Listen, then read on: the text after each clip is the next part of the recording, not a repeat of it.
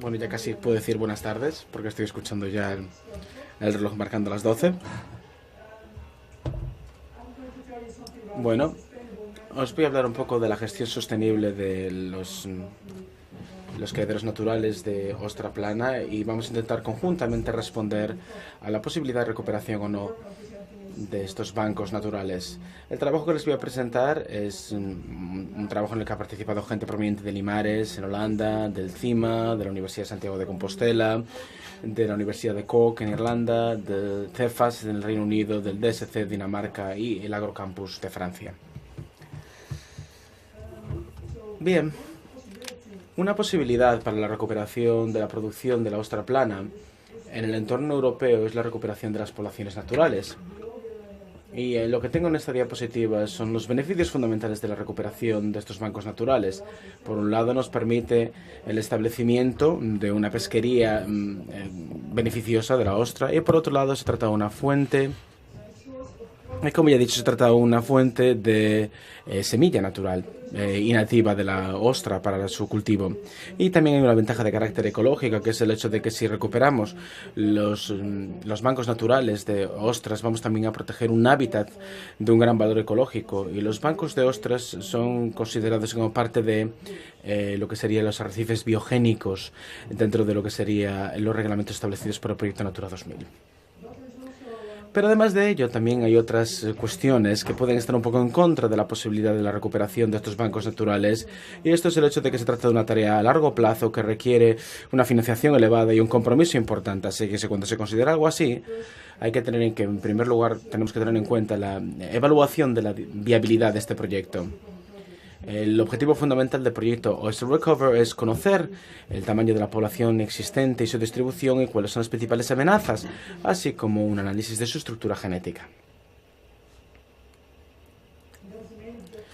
Como objetivo fundamental de este paquete de trabajo dentro del proyecto Oyster Recover, en primer lugar, lo que hicimos fue analizar la caracterización básica de las poblaciones en cultivo naturales de la ostra plana con un interés real o potencial desde el punto de vista comercial para la costa europea. Esto requiere, evidentemente, el desarrollo de un programa de restauración o recuperación de los bancos de ostras a largo plazo, intentando evitar la pérdida de diversidad genética e intentando establecer también una mayor tolerancia a la bonamiosis. Los objetivos fundamentales de mi presentación son mostrar los resultados de la caracterización demográfica de las poblaciones. Por tanto, lo que hemos hecho es establecer un estudio cartográfico de las poblaciones. Hemos, por tanto, representado gráficamente las diferentes poblaciones europeas, llevando a cabo un análisis de la estructura demográfica de estas poblaciones y su susceptibilidad o tolerancia a la infección por bonamiosis. Además, también hemos realizado una caracterización genética de estas poblaciones, utilizando para ello marcadores de carácter genético. De este análisis se puede derivar una serie de recomendaciones para la gestión y conservación de los bancos naturales y también para los programas que pueden darse en lo que respecta a la cría desde el punto de vista genético. Si pensamos, por tanto, en los bancos naturales de ostras y la recuperación de los mismos, hay que conocer una serie de detalles fundamentales, es decir, cuál es la condición de la población, es viable o no viable la explotación de este recurso y, finalmente, existen posibilidades de recuperación o no. Dónde se halla, es decir, cubre una amplia superficie o no. Y también importante, cuál es la abundancia y cuál es la estructura etaria, es decir, cuál es la edad media de la población existente en este banco. También es importante establecer la velocidad y tasa de crecimiento, que tasa de reproducción se observa en la especie. Cuál es la mortalidad derivada de actividades de pesca y cuál es la mortalidad natural derivada de otros elementos. Y además también tenemos que determinar los principales riesgos, es decir, la bonamiosis y por otro lado también las condiciones medioambientales del banco. Estudiamos, por tanto, una serie de poblaciones en Europa, concretamente 17 poblaciones existentes en 6 países diferentes, en España, Holanda, Francia, Dinamarca, Irlanda y Reino Unido. Y lo que hicimos fue analizar diferentes tipos de poblaciones. Por un lado, poblaciones de carácter salvaje y poblaciones en cultivo. Es decir, tanto a posición submareal, es decir, completamente sumergidas, o intermareales, es decir, con posibilidad de emerger a la superficie dependiendo de los movimientos de las mareas. Y lo que hicimos fue analizar las poblaciones sometidas a actividades de pesca o aquellas que no eran alteradas por ningún tipo de actividad humana. Y esta es la distribución de las poblaciones analizadas entre los diferentes países. Y este es un resumen de la información o el tipo de información que intentamos recolectar para cada uno de los países analizados. Tenemos datos relativos a la abundancia, utilizando el sistema GIS. También tenemos estructura en lo que respecta al tamaño de la muestra recolectada dentro del proyecto OceanRecover, o bien a través de organizaciones gubernamentales cuya información está disponible para su análisis y estudio. También tenemos información sobre las condiciones medioambientales recolectadas a través del proyecto o bien disponibles a través de organizaciones gubernamentales en los diferentes países en estudio. También tomamos muestras de las ostras de estos bancos para analizarlas en el CIMA en España o bien del Instituto en Cork en Irlanda para determinar la presencia de bonamia. Y finalmente también recolectamos algunas muestras para hacer un análisis genético de las poblaciones, mostradas nuevamente a los centros de trabajo mencionados previamente y concretamente a la Universidad de Santiago de Compostela en España y la Universidad de Cork en Irlanda. Este es uno de los mapas que fue producido por el CIMA. Estos son los dos bancos que estudiamos con mayor intensidad. Concretamente son dos ámbitos de interés, dos localizaciones por un lado en la ría de Noia y dos otras localizaciones en la ría de Ortigueira. Y ambas son localizaciones con una prevalecencia más que notable de bonamia, que puede alcanzar hasta un 52% en el caso de la ría de Noia y hasta un 40% en el caso de la ría de Ortigueira. La diferencia entre ambos bancos es que uno de ellos está sometido a actividades de pesca y es submareal y este otro es intermareal y sin embargo no está afectado por ninguna actividad humana. Tras la recolección de las muestras en diferentes puntos de estos bancos se desarrollaron estos estudios cartográficos, concretamente con estos dos bancos en la ría de Noia, en 2 años concretos, en el 2019 y 2011. En ambos años tomamos muestras y se puede observar como una variabilidad en la densidad y es importante determinar que la densidad es bastante baja. No suele superar los 2 o 3 individuos por metro cuadrado.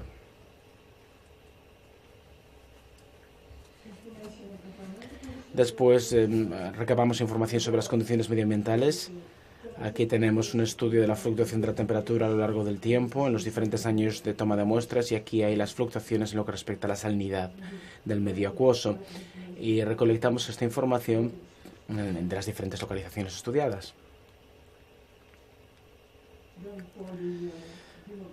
En lo que respecta a la estructura demográfica de los bancos de ostra, analizamos la distribución dentro de una muestra, es decir, dentro de una muestra determinamos cuántos individuos mostraban diferentes tamaños y esto se observa en esta representación gráfica. Aquí observamos el número de ostras, es decir, la densidad, y aquí lo que observamos es la longitud de la concha en el año 2010 y en el año 2011. Y se puede observar que hay un pico donde tenemos un número de individuos que alcanza más o menos este tamaño en la distribución, y si hacemos lo mismo con un muestreo semejante el año siguiente podemos observar cómo estos individuos han crecido, nuevamente estableciendo distribución estadística e identificando los picos correspondientes.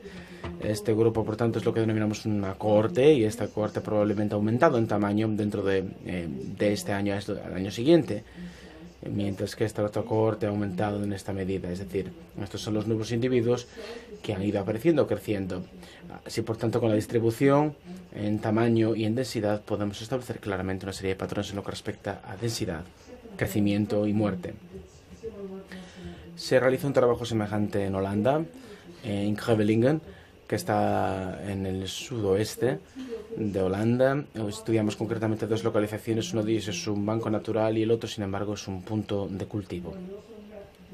También hicimos una distribución geográfica de la distribución, estableciendo también el tamaño de las muestras tomadas en el año 2010 y en el año 2011. Esta es la población salvaje, natural, y este es, digamos, el lote en cultivo. Y lo que se puede observar con claridad es que en la población salvaje o la población natural hay estos picos nuevamente identificables que van aumentando en lo que respecta al tamaño a lo largo del tiempo. Aquí tenemos una cohorte que ha aumentado en el tamaño de un año al otro, pero sin embargo en el grupo en cultivo no se observa tal cosa porque los responsables de la explotación evidentemente gestionan el tamaño e intentan naturalmente que se haya y hacen una cierta homogeneidad. En lo que respecta a la presencia de Bonamia, en los 2 años, espero que lo puedan ver con claridad. Los números aquí indican la prevalecencia de esta infección. El máximo fue de un 17%, es decir, una presencia inferior a la que se observó en los bancos gallegos, pero también se puede observar que, sin embargo, este porcentaje es superior en el punto de cultivo en comparación con el banco natural, banco salvaje. Pasamos a Dinamarca. En Dinamarca estudiamos la zona norte de Dinamarca, y en este fiordo tenemos una zona que, por un lado, no hay actividad humana y por tanto la población no está afectada por nada, y en la otra está sometida a pesca. Se tomaron múltiples muestras y el conjunto del fiordo fue estudiado para determinar la presencia de ostra. Y esto se ha hecho durante varios años y se demuestra claramente que en 3 de estos años la densidad es variable. La población de la ostra ha ido disminuyendo progresivamente con el tiempo. Aquí vemos las cifras. Estas cifras parecen grandes, pero sin embargo son prácticamente ceros, con lo cual estos tenemos en gramos por metro cuadrado, que va entre 5 y 15, 15 a 25, 25 a 50 y 50 a 59. Es decir, en la máxima densidad expresada en gramos por metro cuadrado sería un 50 a 59, es decir, sigue siendo una densidad relativamente baja y además está disminuyendo a lo largo del tiempo. ¿Y qué es lo que hace que este sitio sea de particular interés en este proyecto? Es que no ha habido detección de Bonamia. En el caso de Francia también se estudiaron 2 puntos, uno de ellos en la bahía de Brest y otro en la bahía de Quiberon. Y aquí vemos la densidad de las ostras en la bahía de Quiberon. Aquí tenemos el número total, 18 por el metro cuadrado, es decir, es una densidad relativamente alta, pero sin embargo al estudiar la población en fase de semilla, juveniles o adultos, observamos que por tanto también hay una variación. En lo que respecta a la presencia de Bonamia, en Brest la presencia es inferior y está en todo aproximadamente un 7% en ambos años, y en Quiberon tenemos una presencia del 18%, pero sin embargo 0% en el año 2012.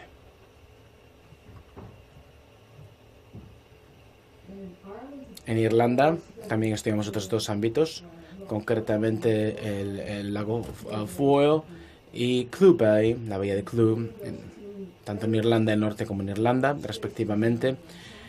Se tomaron muestras de una serie de puntos. Y esto nos permitió obtener los siguientes resultados. Aquí tenemos diferentes periodos. Tomamos muestras en diferentes momentos del año para estudiar la población y la infección por Bonamia.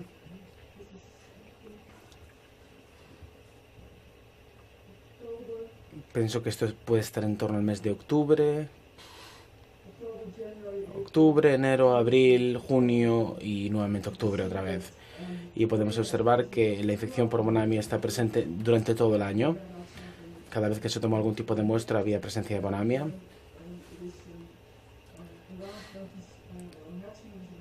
En torno a un 27% como máximo. Y lo que se observó también es que donde había más agua dulce, había una prevalencia inferior de la infección.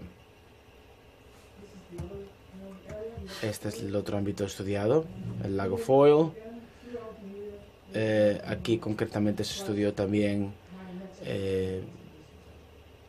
la densidad y la presencia de la infección por bonamia, que estuvo en torno al 43%.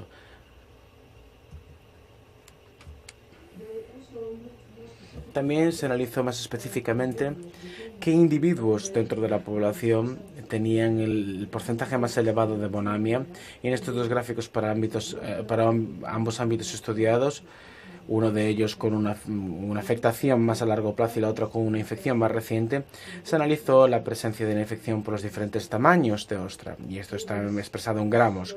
Así que observamos claramente que el tamaño de muestra, que está entre 40 y 50 gramos, tiene un mayor porcentaje de infección, y lo mismo se puede observar para el otro punto de análisis. Así que en ambos está claramente identificado ese tamaño como el de mayor infección.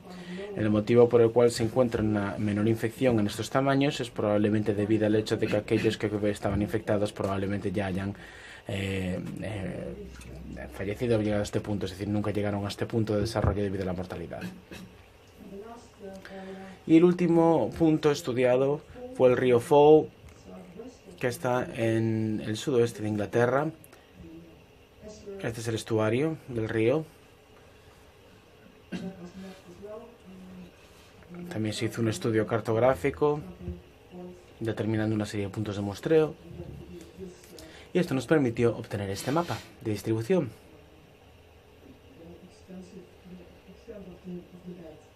Y en general el tamaño del banco. Lo que observamos es que la infección por bonamia es bastante baja, siempre por debajo del 10%, y está aparte disminuyendo a lo largo del tiempo. Con lo cual tenemos una serie de poblaciones diferentes que ya hemos descrito en toda Europa, y además también tenemos datos de carácter ambiental o medioambiental.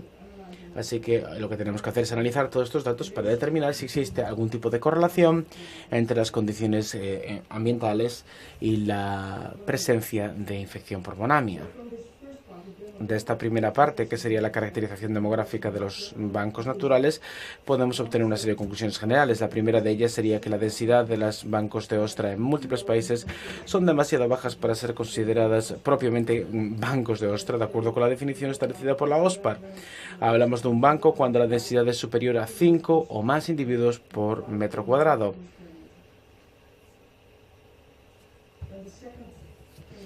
El segundo punto es que el análisis de la relación entre los parámetros medioambientales y las características de la población nos permite determinar si la localización del banco estaría dentro de los límites de la tolerancia fisiológica. Y una de las observaciones que pudimos hacer es que en puntos de menor salinidad podría haber algún tipo de asociación con mortalidad a poblaciones intermareales en España. Pero sin embargo no hemos concluido el análisis, así que probablemente pueda haber mayor número de conclusiones a este respecto.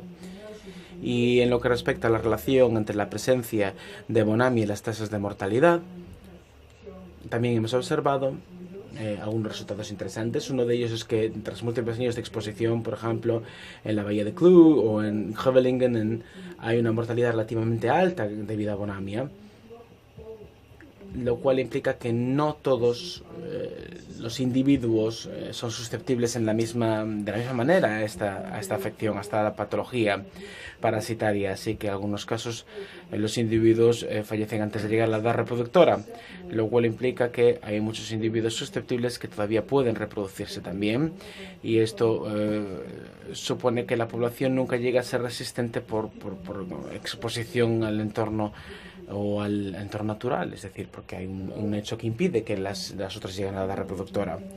Y otro punto de interés es que cuando hay una presencia de agua dulce hay una menor prevalencia de infección por bonamia, concretamente en el caso de Irlanda. Probablemente esto implica que el parásito puede tener algún problema con grados de salinidad muy bajos.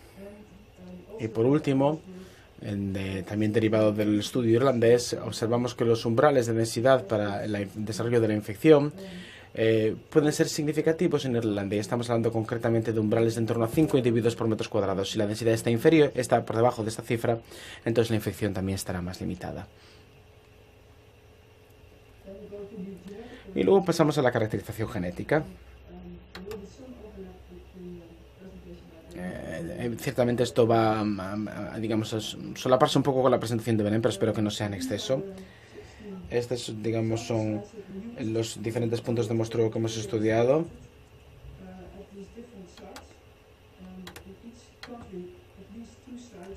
En este país se tomaron 2 puntos de muestra y esto se hizo durante 2 años consecutivos. Y el motivo de hacer esto en 2 años consecutivos básicamente determinaba la existencia de una variación en la estructura genética de la población. Lo que se observó es que en un año determinado las características son similares en el año siguiente, y estos son básicamente los resultados desde el punto de vista genético. No puedo explicar esto con detenimiento, pero la conclusión que podemos obtener de ello es que la variación temporal es baja. A veces puede haber alguna variación significativa, y esto serían, digamos, las cifras que están marcadas en negrita, concretamente en el caso del punto de muestreo en Holanda y también en el Reino Unido, y también en la bahía de Quiberon en Francia, pero en los demás puntos de muestreo no se observa otra variación. Y también la variabilidad geográfica puede ser mucho más importante que la variabilidad temporal, y esto es bueno porque nos permite identificar poblaciones específicas. Otro punto de interés fue la variación entre los diferentes países, la variabilidad. La conclusión de este estudio es que solamente Irlanda y Francia tienen diferencias significativas en lo que respecta a las localizaciones dentro del mismo país. Y también nos muestra que cada país evidentemente es diferente a los demás.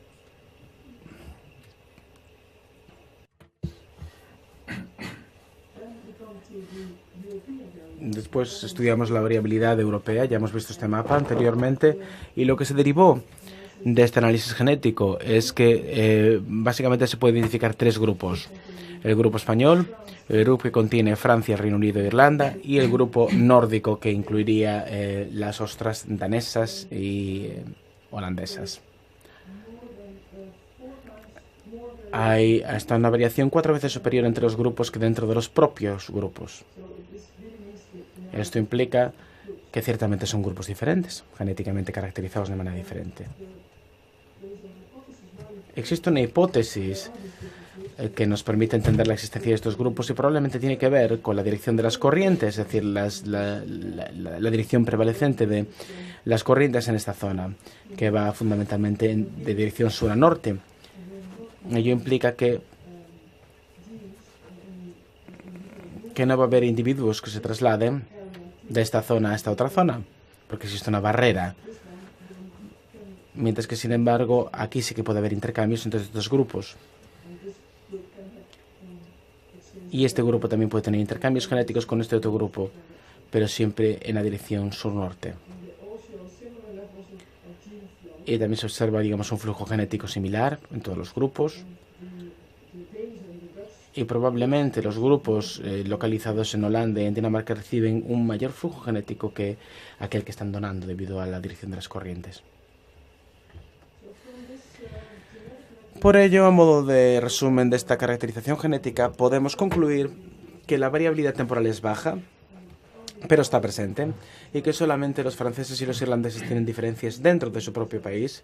Cada uno de los países representa al menos una población diferente de ostra, y los países se pueden agrupar en las 3 regiones que hemos descrito, y los holandeses y los daneses tienen un flujo genético relativamente bajo en comparación con otras regiones.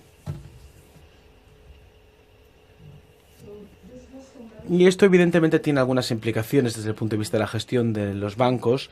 De esto podemos recomendar que no se muevan, que no se trasladen los caladeros, los puntos de cría y de crecimiento de las ostras, porque esto probablemente nos indica que existe algún tipo de adaptación local de las poblaciones de ostras. Así que si trasladamos una ostra de España, por ejemplo, a Dinamarca, o de Dinamarca a España, lo más probable es que esto más o menos funcione dependiendo de la adaptación a las condiciones ambientales.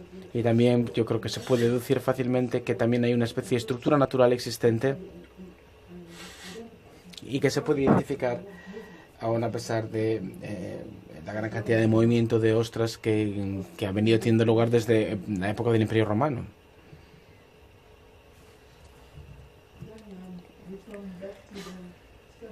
También volvemos al estudio que ya fue introducido previamente por Belén, un estudio que establece 3 poblaciones que no conocen, digamos, la posibilidad de adaptación o tolerancia, mientras que hay otras 3 poblaciones que son altamente tolerantes o adaptables. Y para esto, por tanto, tenemos que llevar a cabo alguna especie de análisis genéticos y de genotipado a través de un espectrofotómetro de masa.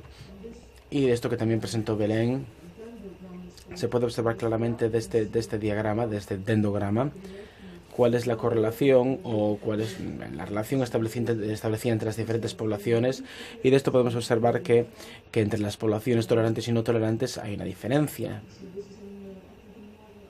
Creo que esta población es la danesa, esta es la de Irlanda del Norte. Y yo pienso que esta probablemente es la otra población. Esta concretamente es en Escocia, no es irlandesa. Esta es de Rosmo, en Irlanda. Y pensamos que esta población es tolerante, la de Quiberon y la de Ortigueira. Y estas están más agrupadas porque tienen mayor, digamos, asociación natural que las demás desde el punto de vista geográfico y genético. A través del análisis genético se puede observar claramente que la existencia de un marcador genético a través del procedimiento o el programa de selección que ha explicado previamente Belén. De esta caracterización genética se pueden extraer algunas conclusiones y aplicaciones. La primera de ellas sería que existe una herramienta estandarizada desarrollada para su utilización en futuros análisis genéticos. Nuevamente, como hemos mencionado, esto forma parte de la presentación de Belén. Hay bajos niveles de variación intertemporal, por tanto la estructura genética estaría al nivel de los países individuales y en algunas ocasiones puede estar determinada por la localización dentro de un país. Y también a mayor escala puede haber 3 regiones claramente definidas. Hay una serie de 31 marcadores diferentes asociados con diferentes genes expresados y 2 marcadores que indican claramente que hay indicios de una divergencia adaptativa que pueden ser utilizados para futuros programas de adaptación y selección genética.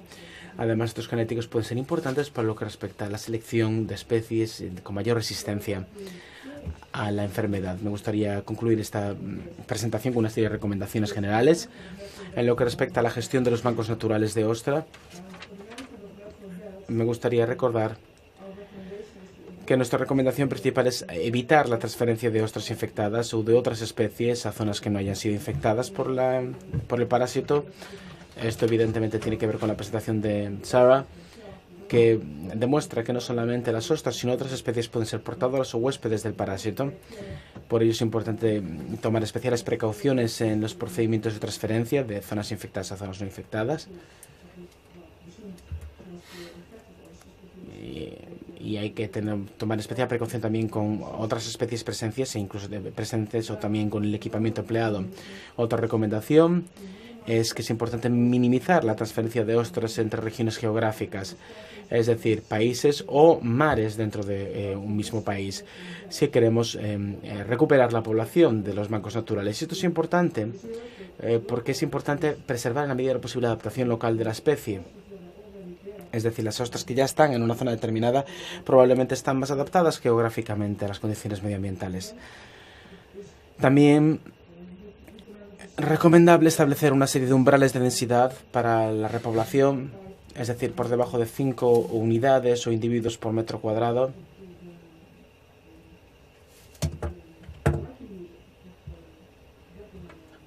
La probabilidad de que haya infección por bonamia es también baja. Y también se dedujo de este proyecto que cuando se somete a las ostras a estrés es bastante más probable que padezcan la infección por bonamia. Así que en la selección de los puntos de muestreo hay que intentar recurrir a aquellos que tengan una menor intensidad pesquera.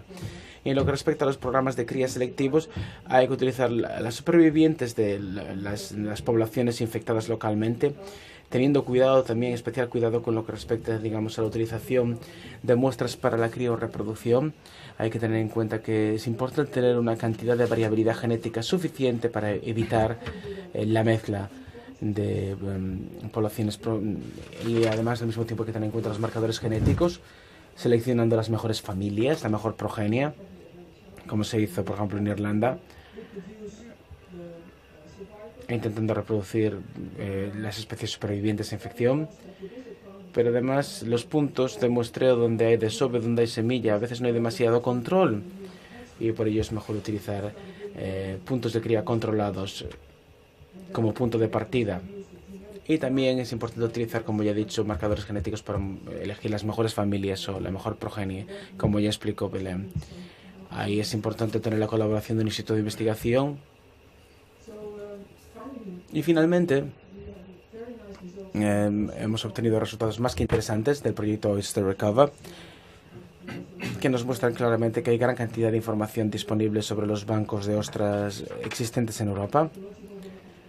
Y no solamente datos genéticos, sino también datos ambientales. Y tenemos una serie de proyectos que ya han sido mencionados previamente por Antonio. Por ejemplo, aquellos proyectos que quieren sobre todo mejorar la cría de ostra de Dulles. Y si combinamos los resultados de ambos proyectos, probablemente podemos dar un paso adelante en el proceso de recuperación de los bancos naturales. Gracias por su atención. Desde la ostra plana, con un interés real o potencial desde el punto de vista comercial para la costa europea. Esto requiere, evidentemente, el desarrollo de un programa de restauración o recuperación de los bancos de ostras a largo plazo, intentando evitar la pérdida de diversidad genética e intentando establecer también una mayor tolerancia a la bonamiosis. Los objetivos fundamentales de mi presentación son mostrar los resultados de la caracterización demográfica de las poblaciones. Por tanto, lo que hemos hecho es establecer un estudio cartográfico de las poblaciones. Hemos, por tanto, representado gráficamente las diferentes poblaciones europeas, llevando a cabo un análisis de la estructura demográfica de estas poblaciones y su susceptibilidad o tolerancia a la infección por bonamiosis. Además, también hemos realizado una caracterización genética de estas poblaciones, utilizando para ello marcadores de carácter genético. De este análisis se puede derivar una serie de recomendaciones para la gestión y conservación de los bancos naturales y también para los programas que pueden darse en lo que respecta a la cría desde el punto de vista genético. Bueno, ya casi puedo decir buenas tardes porque estoy escuchando ya el reloj marcando las 12. Bueno, os voy a hablar un poco de la gestión sostenible de los criaderos naturales de ostra plana y vamos a intentar conjuntamente responder a la posibilidad de recuperación o no de estos bancos naturales. El trabajo que les voy a presentar es un trabajo en el que ha participado gente proveniente de Limares, en Holanda, del CIMA, de la Universidad de Santiago de Compostela, de la Universidad de Cork, en Irlanda, del CEFAS, en el Reino Unido, del DSC, Dinamarca y el Agrocampus de Francia. Bien.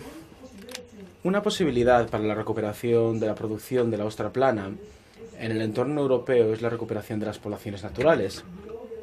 Y lo que tengo en esta diapositiva son los beneficios fundamentales de la recuperación de estos bancos naturales. Por un lado, nos permite el establecimiento de una pesquería beneficiosa de la ostra y por otro lado se trata de una fuente, como ya he dicho, se trata de una fuente de activo. Es decir, tanto a posición submareal, es decir, completamente sumergidas, o intermareales, es decir, con posibilidad de emerger a la superficie dependiendo de los movimientos de las mareas. Y lo que hicimos fue analizar las poblaciones sometidas a actividades de pesca o aquellas que no eran alteradas por ningún tipo de actividad humana. Y esta es la distribución de las poblaciones analizadas entre los diferentes países. Y este es un resumen de la información o el tipo de información que intentamos recolectar para cada uno de los países analizados.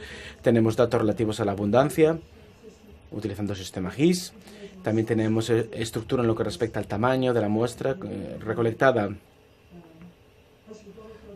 dentro del proyecto Oyster Recover, o bien a través de organizaciones gubernamentales cuya información está disponible para su análisis y estudio. También tenemos información sobre las condiciones medioambientales recolectadas a través del proyecto o bien disponibles a través de organizaciones gubernamentales en los diferentes países en estudio. También tomamos muestras de las ostras de estos bancos para analizarlas en el CIMA en España, o bien semilla natural y nativa de la ostra para su cultivo. Y también hay una ventaja de carácter ecológico, que es el hecho de que si recuperamos los bancos naturales de ostras, vamos también a proteger un hábitat de un gran valor ecológico. Y los bancos de ostras son considerados como parte de lo que serían los arrecifes biogénicos dentro de lo que serían los reglamentos establecidos por el proyecto Natura 2000. Pero además de ello, también hay otras cuestiones que pueden estar un poco en contra de la posibilidad de la recuperación de estos bancos naturales, y esto es el hecho de que se trata de una tarea a largo plazo que requiere una financiación elevada y un compromiso importante. Así que cuando se considera algo así, hay que tener en primer lugar, tenemos que tener en cuenta la evaluación de la viabilidad de este proyecto. El objetivo fundamental del proyecto Oyster Recover es conocer el tamaño de la población existente y su distribución y cuáles son las principales amenazas, así como un análisis de su estructura genética. Como objetivo fundamental de este paquete de trabajo dentro del proyecto Oyster Recover, en primer lugar, lo que hicimos fue analizar la caracterización básica de las poblaciones en cultivo natural. Si pensamos, por tanto, en los bancos naturales de ostras y la recuperación de los mismos, hay que conocer una serie de detalles fundamentales, es decir, cuál es la condición de la población, es viable o no viable la explotación de este recurso y, finalmente, existen posibilidades de recuperación o no. ¿Dónde se halla? Es decir, ¿cubre una amplia superficie o no? Y también importante, cuál es la abundancia y cuál es la estructura etaria, es decir, cuál es la edad media de la población existente en este banco. También es importante establecer la velocidad y tasa de crecimiento, tasa de reproducción se observa en la especie. Cuál es la mortalidad derivada de actividades de pesca y cuál es la mortalidad natural derivada de otros elementos. Y además también tenemos que determinar los principales riesgos, es decir, la bonamiosis y por otro lado también las condiciones medioambientales del banco. Estudiamos, por tanto, una serie de poblaciones en Europa, concretamente 17 poblaciones existentes en 6 países diferentes, en España, Holanda, Francia, Dinamarca, Irlanda y Reino Unido. Y lo que hicimos fue analizar diferentes tipos de poblaciones. Por un lado, poblaciones de carácter salvaje y poblaciones en cultivo.